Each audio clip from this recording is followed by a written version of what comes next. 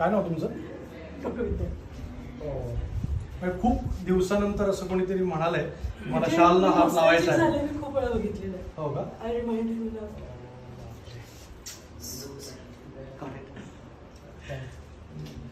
It's a small tool but most effective. नाही, ही शाल मी आता ह्या शालला झाले 12 वर्ष ही माझ्यासोबत आहे.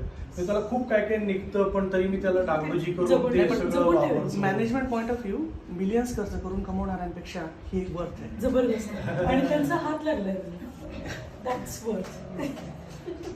डोळ्यात पाणी आलं. पण एक सांगू, खूप सुंदर केलंय. इतकं भारी पीच मी कुठेच नाही बघितलं खरंच. म्हणजे काही असं वाटत होतं काही पॉईंट्स येतात ते दॅट्स इट मी ओरडले होते सॉरी. पण ते इतकं पाठ आहे आम्हाला सगळ्यांना की आम्ही खूप एन्जॉय करतो. जबरदस्त आहे. आणि really you work hard. Stay blessed म्हणजे असं सतत आपली मराठी रंगभूमी पुढे गेली पाहिजे. मुलांना मराठी इमोशन्स समजली पाहिजे. मला पहिल्यांदा तेवढं जाणवत नव्हतं.